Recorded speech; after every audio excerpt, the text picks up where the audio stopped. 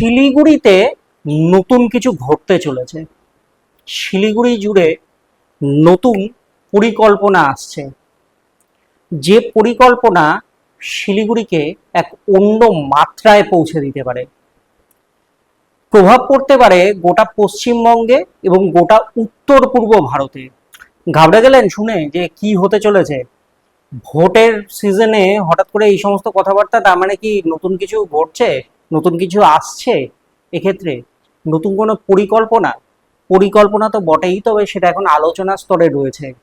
আগামী দিনে কত তাড়াতাড়ি সেটা বাস্তবায়নে আনা যায়, সেই প্ল্যানিং চলছে দিল্লির অলিন্দে।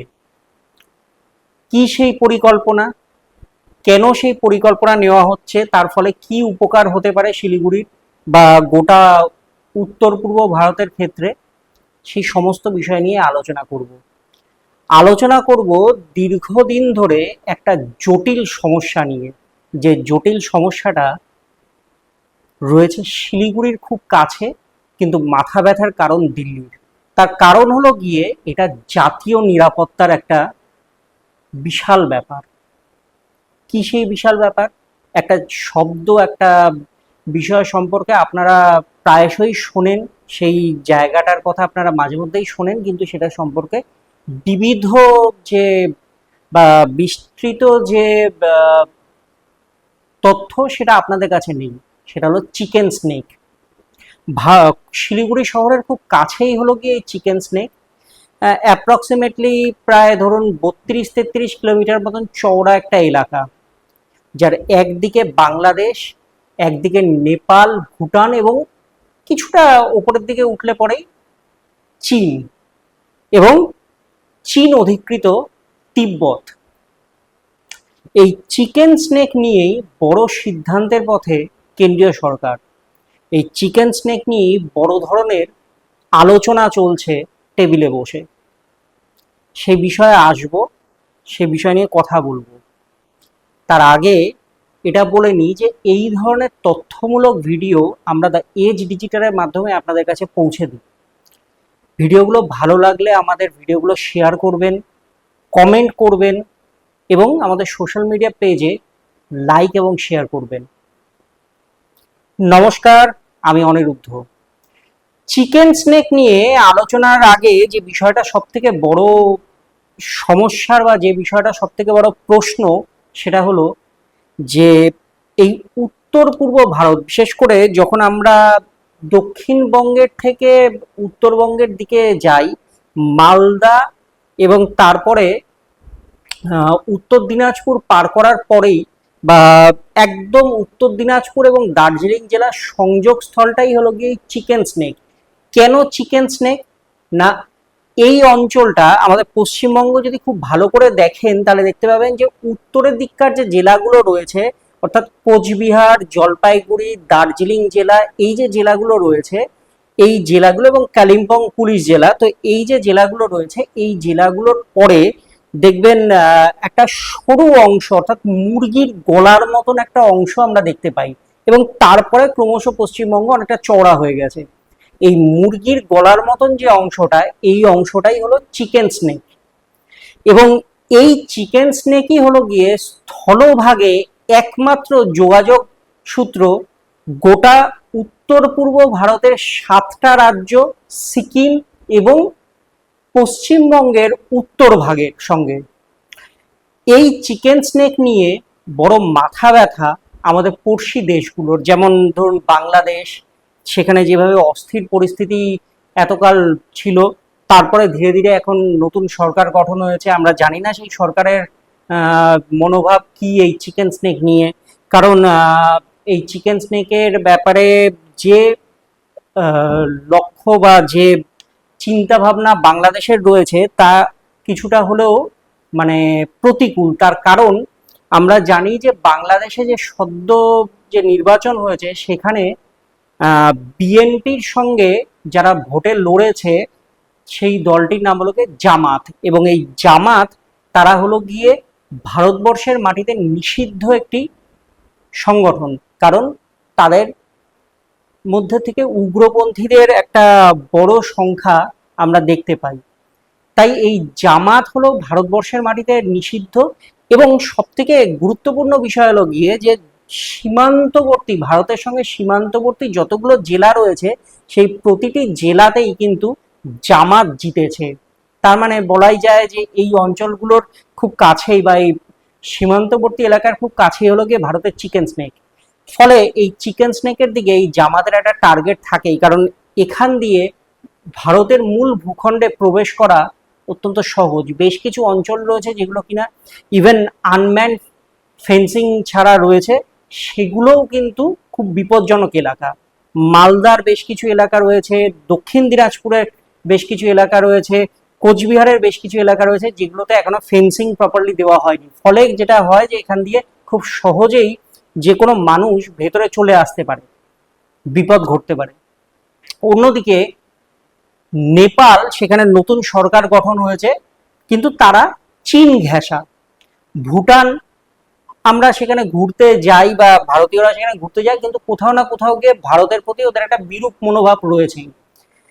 নেপালের ক্ষেত্রে যেটা হচ্ছে যে নেপালকে ব্যবহার করে চীন এই বিভিন্ন সময় এই চিকেন স্নেককে কেটে দেওয়ার একটা চেষ্টা করেছে। বিশেষ করে কোন সময়ের পরের থেকে এটা আরো বেশি ভালনারেবল হয়ে উঠেছে না, 2017 সালে যে ডোকালাম ইস্যু, আমরা যদি আমাদের যদি মনে থাকে যে সেখানে দুই দেশের সেনাদের মধ্যে একটা কার্যত উত্তপ্ত পরিস্থিতি তৈরি হয়। তিব্বতের, যেটা চীন অধিকৃত তিব্বত রয়েছে, সেখানে চুম্বি ভ্যালি, সেটাও যথেষ্ট স্পর্শকাতর। এই যে অঞ্চলগুলো, এই অঞ্চলগুলো হলো গিয়ে চীনা আর্মি বেস এক একটা, এবং অত্যন্ত শক্তিশালী আর্মি বেস, এবং তারা বারবার চেষ্টা করে যে আমাদের যে উত্তর পূর্ব ভারতের যে গোটা অংশটা রয়েছে সেই অংশটাকে নিজেদের গ্রিপে নিয়ে নেওয়ার জন্য। তার কারণ উত্তর পূর্ব ভারতে একটা অস্থিরতা সবসময় আমরা লক্ষ্য করি। উত্তর পূর্ব ভারতের একটা বড় অংশ সেখানে মঙ্গোলিয়ান ট্রাইব বসবাস করে। সেই মঙ্গোলিয়ান ট্রাইব হলো গিয়ে চীনের মঙ্গোলিয়ান ট্রাইব যে রয়েছে তাদের সঙ্গে তাদের বিভিন্ন ক্ষেত্রে মিল রয়েছে, তাদের পোশাক পরিচ্ছদ থেকে তাদের বিভিন্ন কালচার, অনেক কিছুর ক্ষেত্রে চীনের সঙ্গে মিল রয়েছে। সেখানে একটা ইনসার্জেন্ট গ্রুপ তারা সক্রিয় রয়েছে, এবং আমরা জানি যে মণিপুর এই মুহূর্তে জ্বলছে, নাগাল্যান্ডে সেই ইনসার্জেন্ট গ্রুপগুলো কাজ করছে, এইচএনএলসি বা আলফা বা বোরোদের মতন সংগঠনগুলো তারা সেখানে গুরুত্বপূর্ণ ভূমিকা পালন করে, এবং তারা সেখানে মানে সেই অঞ্চলগুলোকে সবসময় চায় যে ভারতের থেকে তারা আলাদা হয়ে যেতে। এই সবটা মিলিয়ে সেখানে একটা হযবরল পরিস্থিতি রয়েছে, এবং সেইটাকে কাজে লাগিয়েই চীন বিভিন্ন সময় চায় যে কোনোভাবে যদি চিকেন স্নেককে আলাদা করে দেওয়া যায় তাহলে বিপদে পড়বে ভারত, সত্যি তো বিপদে পড়বে।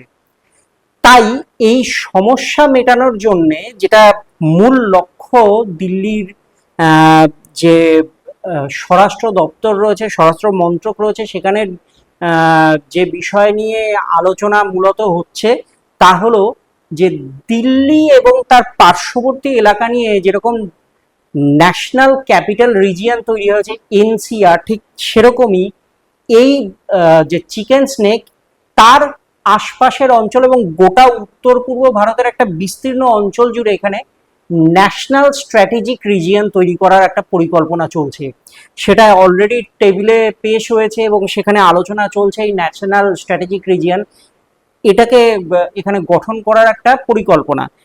অনেকে মনে করছেন যে এই খবর বাইরে আসার পরে, এই বিষয় নিয়ে আলোচনা হচ্ছে, এই বিষয়টা সামনে আসার পরেই অনেক ক্ষেত্রে একটা রাজনৈতিক প্রোপাগান্ডা চলছে যে উত্তরবঙ্গ এবং দক্ষিণবঙ্গকে বর্তমান যে বিজেপি সরকার তারা ভাগ করে দিতে চাইছে। বিষয়টা মোটেই তা নয়। এক্ষেত্রে রাজ্য ভাগাভাগির কোনো বিষয় এখানে আসছে না।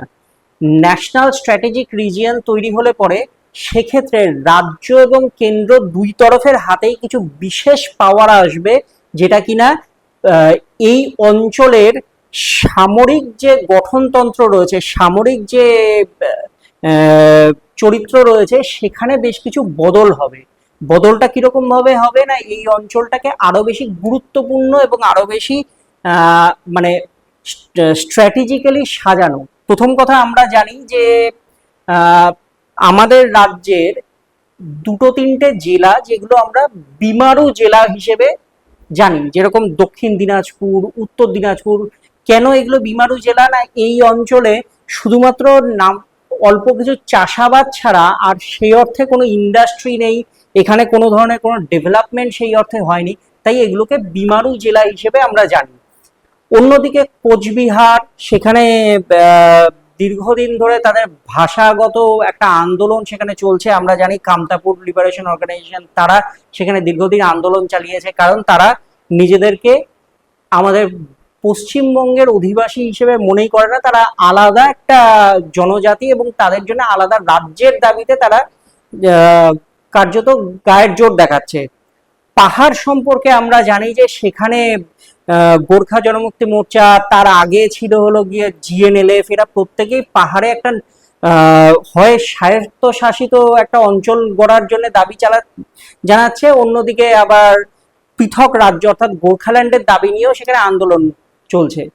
এই সব কিছুকে একটা সময় বিজেপি, যেমনটা আমরা জানি যে বিজেপির একটা নীতি বরাবরের জন্যই রয়েছে, তারা হলো ছোট স্টেটের পক্ষে, অর্থাৎ ছোট ছোট রাজ্য গঠন হবে এবং সেখানে ডেভেলপমেন্টাল ওয়ার্ক হবে, এই গঠনতন্ত্রে বিশ্বাসী হলো গিয়ে বিজেপি। সেক্ষেত্রে বারবার বিজেপির তরফ থেকে এই যে ছোট ছোট যে আন্দোলনগুলো, এই যে ছোট ছোট যে এলাকায় যে ভাষাগত জাতিগত যে আন্দোলনগুলো, সেখানে তাদেরকে বলা হয়েছে আমরা ভোটে জিতে আসলেই আমরা এটা নিয়ে ব্যবস্থা নেব। এই জায়গার থেকে একটা প্রশ্ন উঠছে বারবার করে, বা এই রাজনৈতিক যে প্রোপাগান্ডাটা চলছে, যে সেক্ষেত্রে কি তাহলে বিজেপি এখানে উত্তরবঙ্গকে সম্পূর্ণ আলাদা একটা রাজ্যে ভাগ করে দিতে চাইছে?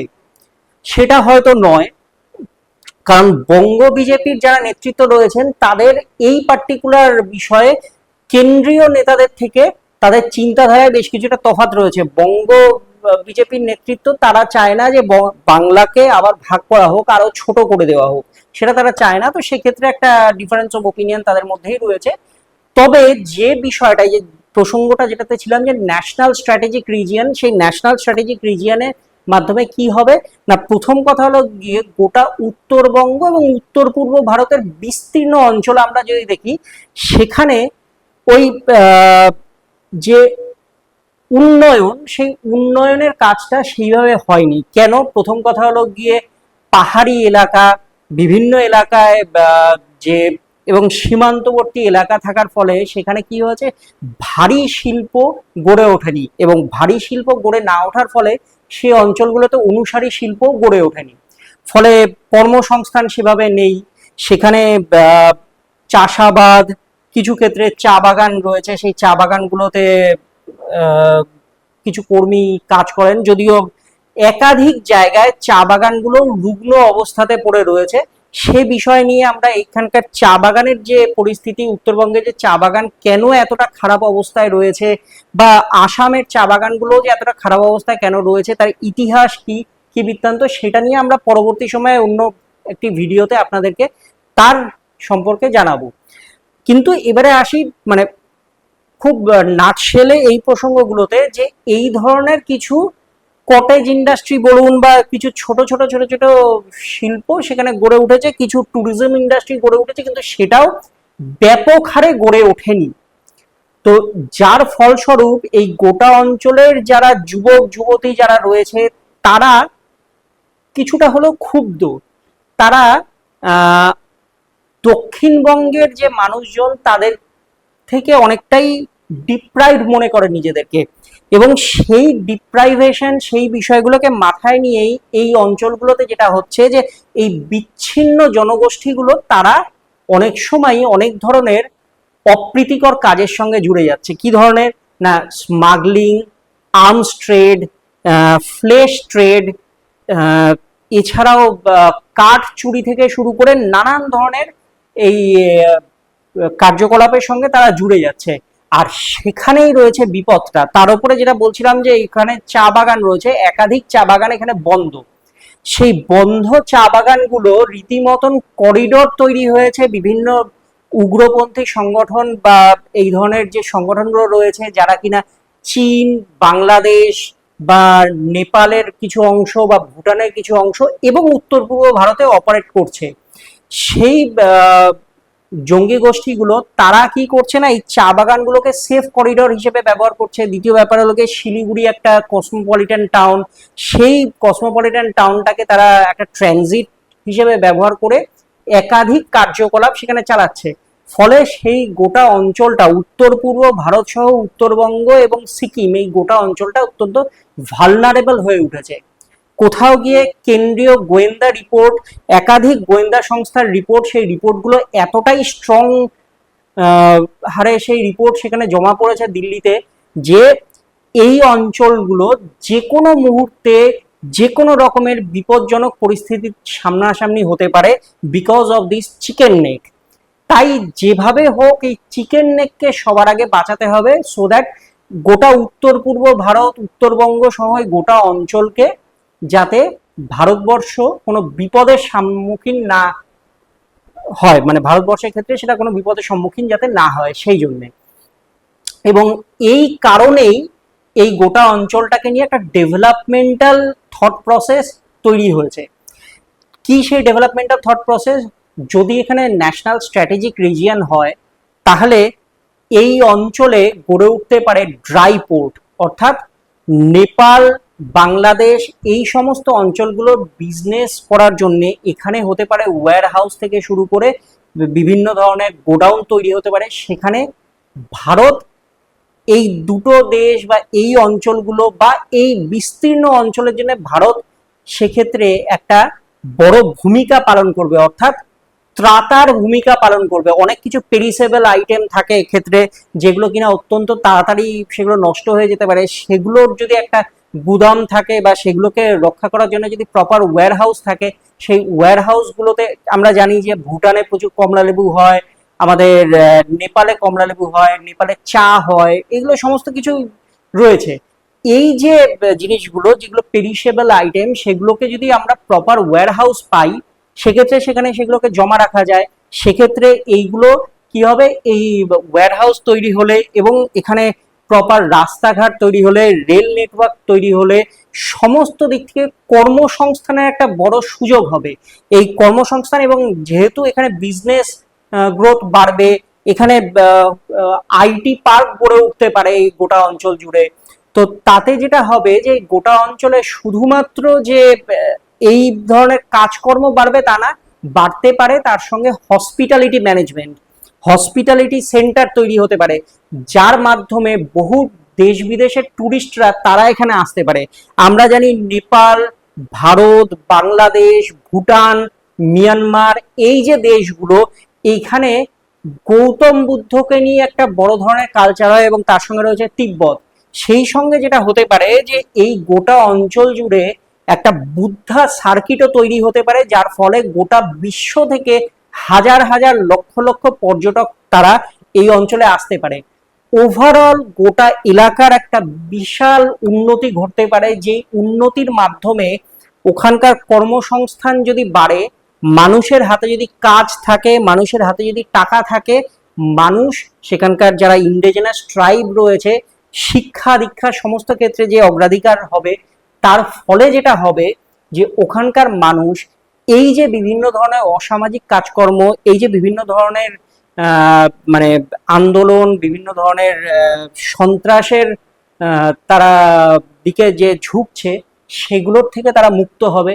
সেখানকার মানুষ ব্যস্ত থাকবে, তারা চাকরি বাকরি করবে, এবং সব থেকে বড় কথা হলো গিয়ে এই উন্নয়নের ফলে গোটা এলাকার আর্থ সামাজিক পরিস্থিতি বদলে যাবে। তাই প্রয়োজন হলো কি একটা ন্যাশনাল স্ট্র্যাটেজিক রিজিয়ন।